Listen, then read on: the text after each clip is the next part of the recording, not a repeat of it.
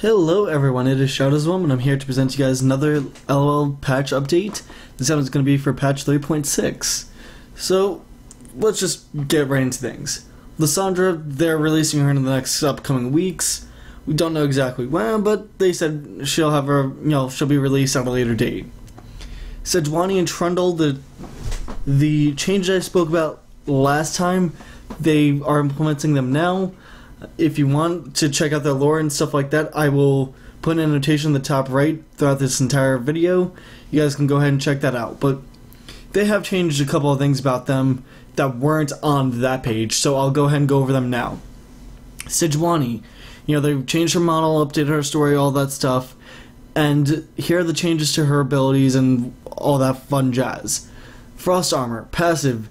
Dealing damage to an enemy with basic attack with an ability or basic attacks grants Sejuani bonus armor and reduces movement slowing effects on her for a short duration. So pretty much, she gets armor and it scales per level. So level 1, it's not going to give you the same amount of armor as it gives, at level 18. Level 18 will give you more armor and, a longer duration on the movement slowing effect reduction. Her Arctic Assault, it's the same. Same thing with her ultimate. They haven't changed either of those. They're pretty much the entire same thing. Her Flail of the Northern Winds. Sejuani's next basic attack deals bonus magic damage to her target and all nearby enemies. She then spins her flail, dealing magic damage to nearby enemies for a few seconds. However, if you do not attack in the first 1 to 2 seconds, she will spin her flail regardless. So that second effect will still happen even if you don't auto-attack even if you don't hit something a couple of times. Permafrost. Sejuani's passive now. Sejuani's abilities and basic attacks apply frost to enemies. And the active, Sejuani damages and slows all nearby enemies affected with frost. So, same thing it did previously pretty much. Trundle. Same thing as I said before, they reworked his model, his story, all that stuff. Again, click the annotation in the top right to look at that, because I'm not going over the lore and whatnot. King's Tribute, which was previously Decompose. No gameplay changes right there, so it still gives you health every time an enemy dies near you. Chomp, previously known as Rabid Bite. Damage adjusted to 20, 40, 60, 80, 100, plus 1.0, 1.05, 1.1, 1.15, and 1.2 attack damage from 30, 40, 50, 30, 45, 60, 75, and 90, plus 0.8, 0.9, 1.0, 1.1, and 1.2 attack damage. So, overall, it's just a scaling difference. It should still be the same damage regardless of whatever level you are. Now slows the target for 75% for 0.1 second on hit, which that is something new, and the animation speed scales with Trundle's attack speed. So that's pretty good. The higher your attack speed, the quicker the animation speed goes off. Frozen Kingdom, previously Contaminate. Now attack speed bonus increased to 20, 35, 50, 65, 80% from 20, 30, 40, 50, 60% at their respective ranks. Now grants 8, 11, 14, 17, 20% increased healing to Trundle, but no longer grants tenacity. So they increase the attack speed you get while you're in Frozen Kingdom, and it also gives you increased health, return. That stacks with Vampiric Scepter. Now you have to assume that affects stuff like your Vampiric Scepter, Bloodthirster, whatever it may be you use to get health back, as well as your passive. And I have to think that it also gets boosted by Spirit Visage. But again, it no longer grants tenacity. That's why they give you the health or the increased healing. Pillar of Ice, previously known as Pillar of Filth, now interrupts channels such as Malzahar's ultimate, Karthus' ultimate, stuff like that. And duration reduced to 6 seconds from 6.5. Not a big deal on that one. Subjugate, previously known as Agony, now deals 20, 22, 24, plus 2 per 100 AP percent maximum health damage instead of 200, 350, 500 damage. Armor and magic resist drain adjusted to 20% at all ranks from 15, 20, 25. And second drain effect now applies over 4 seconds and keeps the stats for another 4 seconds afterwards instead of draining over 6. So his ultimate now hits, I assume, harder at least because it goes based upon percentage. And it's increased by 2% for every 100 AP you have. So let's say you get a Trinity Force, you have somebody with a, what is it, Will of the Ancients, then you get Baron buff, that's what, 100, 111, or 110 AP, somewhere around there. That's another 2% damage that your ultimate gets. So it's kind of like Evelyn's ultimate, except this goes based on max health instead of current. And I don't know how the stat drain is gonna affect all that much. I'll have to try Trundle and see how that works. Brand Pyrochasm now properly bounces to other targets after hitting an enemy affected by Blaze. That was a pretty big bug, making Brand not do as much damage as intended, so now he does. Quirky Missile Barrage fixed the bug where using Missile Barrage restarted the cooldown after gaining another missile. That was pretty big. That wouldn't allow Quirky to constantly chain missiles together, meaning you had one after the other after the other after the other. That is definitely not good. Or, it kept on resetting every time you went one, every time you shot one instead of every time it replenished one. So now it should be better. Quirky, Dr. Mundo. Infected Cleaver and Masochism can be cast at any health value, but will not reduce your health below 1, meaning you cannot suicide yourself on purpose, or on accident for that matter. That, people that were being chased and, they were past that, 6-8 second duration where if you don't get hit, you can actually suicide and not give your enemy credit. Now you actually have to die to, Baron Nashor or something like that. Draven. In patch 3.5, we changed Draven's spinning axes to lead Draven more accurately as when he was benefiting from movement speed increases such as, his W or Shrelia's Reverie, Sivir's ult, stuff like that. Unfortunately, these changes were very disruptive for dedicated Draven players and didn't offer enough potential for skilled players to showcase their skill through covering long distances between throwing and catching. We decided to revert the changes. So, spinning axes now play or act as they did previously, and the axe drop location can no longer be placed on the far side of a wall or the far side of impassable terrain from Draven, meaning it can't be placed on the far side of the wall over by a tri-bush or something like that. It has to be, it's going to land by Draven. Ezreal. Pulsefire Ezreal fixed a bug where Pulsefire Ezreal would occasionally not see gold pop-ups for some of his last hits on targets in plain view, so just a visual bug there, and fixed a bug where Pulsefire Ezreal would play his death animation a second time if True Shot Barrage were leveled up while he died, or while dead, rather. So just bugs here and there with Ezreal, nothing game-changing.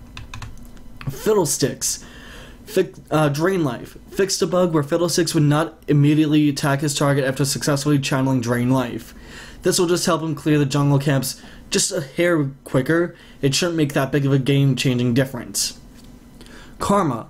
With our previous patch changes, we increased Karma's overall usability and mantra generation. These changes are more focused on smoothing out Karma's early game presence by giving a damage increase to Inner Flame's lower levels and buffing Inspire to make it far more effective at level 1.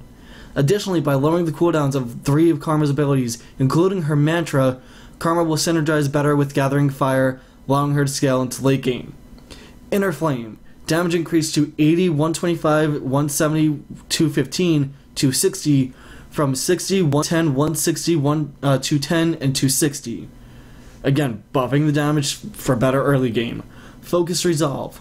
Reduce the cooldown reduced to 16, 15, 14, 13, 12 at respective levels, from 16, 15 and a half, 15, 14.5, and 14. That's good. It's a 1 second per level now instead of 0.5, which, you know, half a second doesn't really make a big difference, but 1 second kind of does. Inspire, cooldown reduced to 10 seconds from 12. Okay, they wanted to do that. Movement speed bonus increased to 40, 45, 50, 55, and 60% of their respective levels from 20, 30, 40, 50, and 60. So again, early game it's better, and then it evens out at the late game. Mantra, cooldown reduced to 45, 42, 39, and 36 from 45 at all levels. So that's pretty good. Her mantra will have a quicker cooldown at later levels. Lulu, mana per level increased to 55 from 50. Glitterlance, mana cost increased to 60, 65, 70, 75, and 80 from 40, 50, 60, 70, 80. So early game it costs more, late game it costs the same. Not a big change there. Malzahar, Call of the Void, mana cost reduced to 80, 85, 90, 95, 100 from 80, 90, 110, 100, 110, 120 at their respective levels. This is to help early game Malzahar, you know, with his, when Malzahars have their mana issues, this is to help alleviate that a little bit. Null Zone, mana cost reduced to 90, 95, 100, 105, 110 at its respective levels from 90, 110, or 100, 110, 120, 130 at respective levels. Again, that's to alleviate the mana issues a little bit. Nasus, with a 95% movement and attack speed reduction at max levels, Wither was completely shutting down champions reliant on auto attacks with no opportunity for counterplay, such as Tryndamere, Ashe, you know, your ADCs and your, you know, beefy melee champions, really, like, say, Garen, for instance, or who would be another champ, Darius, for instance, as well. By reducing the attack speed slow, Nasus is still effective at suppressing champions, but his victims now have a chance, or an option to turn and fight. Wither, the attack speed slow amount has been halved, so at max level 70, I believe it's 47.5% is half of 95%, I believe. So, you know, max level it's 47.5% attack speed slow, so about half movement, or half attack speed. Not, you know, it still allows him to be that scary person you don't want to have wither your ADC, but it's not a game changer for the ADC whatsoever. Nunu, Consume, no longer expands Visionary if the target dies before Consume resolves, meaning in that half second it takes for Consume to actually go off, if the target dies while he's casting Consume on it, he no longer gets extra vision. Olaf, Reckless Swing can be cast at any health value, but will not reduce him below 1 health. Again, same thing like people were doing with Dr. Mundo. They were being able to suicide and not die, you know, not give the enemy champions gold and whatnot. Now he can't do that. You have to die to enemy champions or jungle or just flat out get away. Quinn. We wanted to highlight Quinn's great strengths as an unconventional AD carry with high cross-map mobility. As such, Quinn can now use tag team more reliably in and out of team fights, and the additional movement speed on heightened senses should now allow her to remain more elusive in skirmishes. For the other two changes, we gave Blinding Assault an ability power ratio so that players can gain some additional power when building items like Trinity Force or when receiving the Baron Nashor buff. For Vault, we added a mini stun so a mini stun on Quinn's target as she dashes toward them, making it more reliable as an escape. Blinding Assault now has a 0.5 AP ratio, so again, take Trinity Force and the equation for example, that's what, 30 AP, so you get 15 extra damage on Blinding Assault. That's nice. Heightened Senses, passive as Quinn now grants 20, 30, 40, 50, 60 movement speed in addition to the attack speed bonus. I assume that's while she attacks a target with Harrier on it. Vault now briefly interrupts the target, as it said, right up here in the paragraph before I'm saying this. Tag Team, which is the ult before you pop, when you pop it as Quinn. Maximum movement speed bonus increased to 80, 90, 100%, up from 80% at all ranks. So level 3 ult, once you're in Valor form and you're not in combat, you get a 100% movement speed boost. That is nice. Base movement speed bonus increased to 20, 30, 40% from 20 at all ranks. So that means while you're in combat chasing, you're still hitting somebody that's running or whatnot, you gain the same movement speed at level 1, and then you move quicker at level 2 and 3 of your ultimate. The cooldown reduced to 140, 110, and 80 seconds from 140, 120, 100 at their respective levels.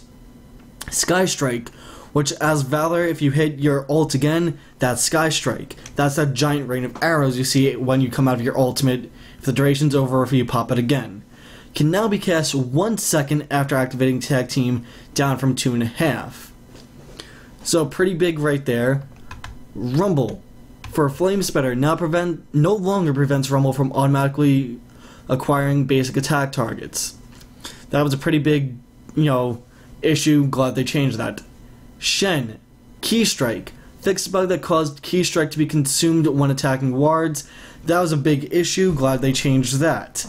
Sivir. Fleet of Foot rather, now also grants its effect when Boomerang Blade or Ricochet hit enemy champions. That's really good. I wanted that change for quite a while. It's about time they added that in. Thresh. Death Sentence and its passive providing too many benefits at early levels with their high poke and burst damage, as well as lowered cooldowns. By moving the passive damage bonus from Death Strike or Death Sentence to Flay, Thresh players will now need to think strategically about how they level up their skills. Death Sentence damage increased to 80, 120, 160, 200, 240 at its respective levels, from 80, 110, 140, 170, 200. So overall 40 damage nerf at the last level. It's not a huge deal. Passive moved to Flay. Flay, damage reduced to 60, 95, 125, 135, 185 from 65, 105, 145, 185, 225 at respective levels. Now has Death Sentence's previous passive, which is the bonus damage on basic attacks. Fixed a bug that caused the passive's damage to be consumed when attacking wards. Mind you, it's the passive that it now has the bonus damage on auto attacks. Attacking wards with it didn't make much sense. It was pretty pointless and a waste of it.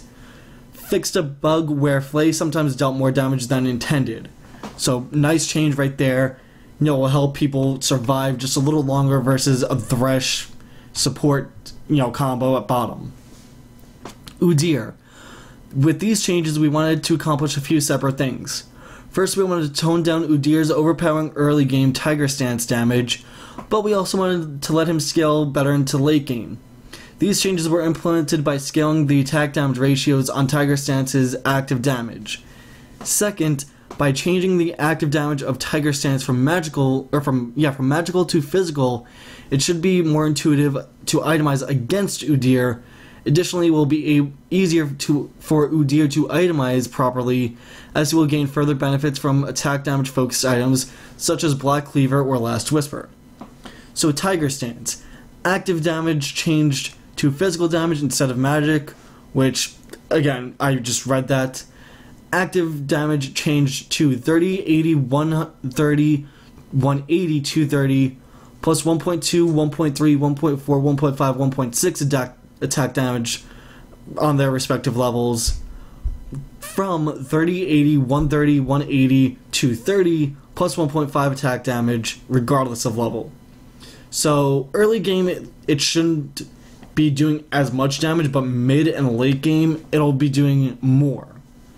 That's quite literally what I'm reading here. Last two levels do the same and more damage as they did previously.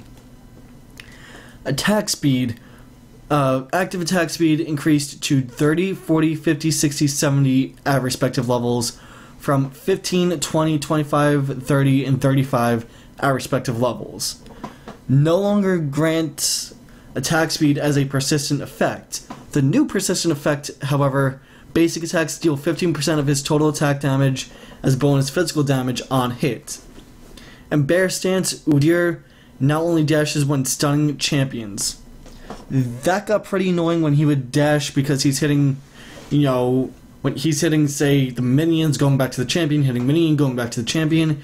It made it rough to, land a CC on him against a really, tricky Udyr that kept on doing that. Now he can only bounce or dash back and forth to champions. Or rather when he's, stunning them. Vayne, Condemn. Range now accurately matches her attack range, so you don't have to get that close and be in danger anymore to use Condemn. That's really good. That'll help Vayne, be able to survive those big team fights, even if she's not being focused. She's no longer in danger when she uses it.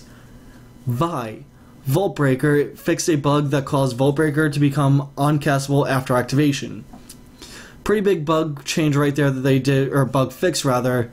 And Excessive Force can no longer be cast while charging Vault Breaker. Oh my god, thank you. That was a little too much burst from Vi. Glad they actually, changed that. Now you have to either cast it before or after. So you have another second or two to, try and get out of the way. Or try and run, rather. Zac. Increased transparency while in brush. Okay, not a big deal. He wasn't that transparent to begin with. Now he is. Zed. Previously, Zed could safely farm large minion waves with Shadow Slash by consistently resetting the cooldown of Living Shadow. These changes were intended to promote aggressive play with Zed, while also creating a window of opportunity for players to engage on him in lane. Living Shadow. Cooldown reduced to 18, 17, 16, 15, 14 at respective levels, from 22, 20.5, 19, 17.5, and 16 seconds, again, at respective levels. So just overall a quicker CD. That's the biggest thing for that. Shadow Slash. Hitting minions and monsters no longer reduces the cooldown of Living Shadows. No longer reduces Living Shadows cooldown. However, hitting enemy champions reduces Living Shadows cooldown by 2 seconds up from 1. So the more you hit champions with it, the quicker it resets. Which before, if you hit anything regardless if it were a champion or not, it gave it a second quicker cooldown. Now you have to actually hit champions for that to be in effect. Items. Elixir of Fortitude is meant to be a quote-unquote all-in burst of power for players looking to take control of a situation. With its low cost, however, players were simply defaulting to it as a general item with no significant repercussions. Increasing the gold cost of Elixir of Fortitude lined up better with the risky strategy it was intended for. So gold cost increased to 350 from 250. So overall 100 gold increase on that, making it, more risky to buy it early game. Alongside our Elixir of Fortitude change, we wanted to tackle ultra high sustain starts where players were beginning the game with as many health potions as possible in order to safely sustain in lane for long periods of time. However, these high sustain starts also destroy any incentive players to interact. Manaless champions in particular benefited from these starts, meaning, Katarina, Garen, Zed, Kennen, champions like that, resulting in some mana-based champions being unable to burn through the high levels of sustained HP.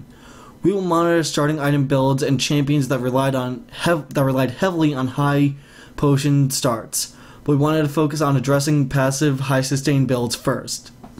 Again, it's that whole 9-ward 2-pot, 9-pot 2-ward starts that you would have in your top lane, again, as say Garen, Kennen, Zed, Lee Sin, all those champions that don't really need to have, that don't have mana, don't need to rely on anything else but, their energy refreshing or cooldowns being done.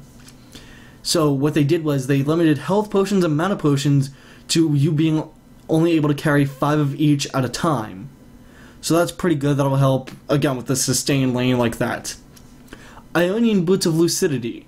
Upgrade cost reduced to 6,500 from 700. So the gold cost now is 1,000, down from 1,050. Not a huge, big deal. 50 gold will just allow you to get your items a little quicker. Tiamat, or Tiamat, however you want to pronounce it. Combined cost reduced to 265 gold from 665. Total cost is now 1,900 from 2,300. So 600 gold nerf in the cost, or 400 gold rather, nerf in the cost. That's a pretty big deal. That'll help get it quicker. Attack damage reduced to 40 from 50. I think that's just to convey the items that are going into it in the first place. Ravenous Hydra, gold combined cost increased to 600 from 200, so the total cost of it is unchanged, and that's to help alleviate the reduced cost of the Tiamat. Or again, Tiamat, however you want to pronounce it. Boots. Limited to 1 boots item at a time. I've been guilty of that, of accidentally buying extra boots, so that won't allow you to buy extra boots. Plain and simple. The Howling Abyss. The Howling Abyss has replaced the Proving Grounds in custom games and the basic tutorial. A 5v5 all-random queue has been enabled for matches played on the Howling Abyss. It's restricted to a player level of 5 or above. This is for the 5v5 all-random mode, mind you. It's restricted to players of level 5 and above. Players may reroll for a different champion in Champion Select for 200 reroll points. The reroll points, all players are credited with 200 reroll points just to start off. This is your first game, you have 1 reroll. Additional reroll points are gained by completing match-made Howling Abyss games. Reroll point gains increased based on the number of champions the player owns. So, say you own all the champions, you'll be getting a lot more reroll points than, say, someone who only has half the champions. And this is to counteract the idea of, okay, so you get a melee heavy team in that all random mode. You want to have that good group composition of like, alright, 1 to 2 melee, maybe 3, and then I have the rest range, be nukers or whatever. And the more champions you have, the more likely you are to get, one that doesn't synergize well, and you're going to need those points. So, that'll just help in the long run. You can check your reroll points by your player profiles. So yeah, reroll point count can be checked in your player profile. Again, if you're unsure of how many reroll points you have, check your profile. It's that easy. Game interface. Smart Ping updated the ping icons to better match other game visuals. Item shop can now be resized by dragging the button or dragging the bottom right hand corner. Default size is now determined by screen resolution, so that's a nice UI change right there. It's not going to affect anybody really. I'm probably going to resize it, make it a little smaller for myself. But I'm thinking if you have a 1920 by 1080 resolution set, it's going to be bigger than, say, it is on a 1280 by 720 resolution. Or it'll look bigger at least. Leagues. Fixed an issue where the end of game screen would incorrectly show league info processing instead of updating immediately. I had that several times if you've watched me stream. That happens a lot where it says updated or league info processing after you've done with the match, whether it's a win or loss. Champion headers designed for each specific champion or each specific league have been added to the leagues tab in the player profiles. I don't know exactly what that means, but it's just more info for us, really. LP clamping has been smoothed. Players will experience more predictable LP gains and losses as they approach 100 ladder points. Meaning you won't see, say you're at 80 ladder points, you won't see a 30 ladder point loss and then a 28 ladder point gain. It should be relatively even. Dodging a match in a promotional series now counts as a loss. This will still end your series if you are one loss away from losing it. So, those of you that don't want to be stuck with certain people, deal with it or accept the loss. Plain and simple. General. Baron, Nashar, and Dragon, now immune to effects that would reduce their damage. Not exactly sure which abilities were able to do that, because it's been a while since I've been one of those champions that can do that. But yeah, no longer able to reduce their damage. Baron, Nashar, Dragon, and Vilemal kill messages will now be bolded in chat. Twisted Tree Line alter capture messages are now bolded in chat as well. Items with charges now display the charge counter in the inventory rather than being displayed as a buff. So say you have a Ginsu's Rage Blade, for instance, or a Malady, it'll be above your inventory, or in your inventory, rather than, being a buff on you. So that's a nice UI change. I don't know if people will realize it or not, or if they'll get enraged, but we'll just have to see. Players will no longer see reconnect messages from the enemy team. Alright, not a big deal on that one. Trundle has replaced Master Yi in the basic tutorial. Trundle can be a little trickier to use than Master Yi. I'm not really sure about that one.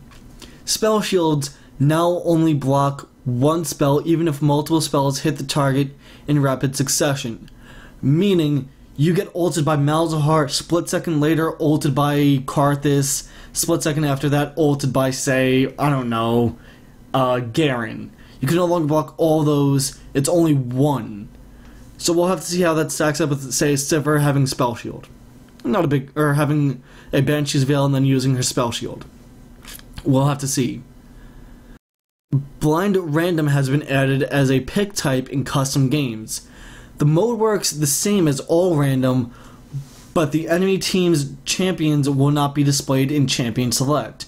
So there's no more of that, oh my god, reroll because, we got, we're up against all melee. It's a very, very, very, very blind-ish. Very blind going in. You don't know what you're going to see, and you'll see at the loading screen. Players with video cards that use software vortex shaders, primarily integrated cards like those in laptops, should see a 10 through 40% performance improvement across all maps. And that is it, guys. That's all the patch notes. If you want to go ahead and look at the Sejuani, stuff in the Trundle lore and whatnot, go ahead and click the annotation. It's been there on the top right the entire video. Click that and you'll see. Or you can go to, I'll put a link in the description down below to those if you don't want to watch the video. But there'll be a link in the description below to this, to this page patch notes, as well as their own set of lore and whatnot. So that is it, guys. My name is Ben Shadowswolm, and as always, I will talk to you all next time.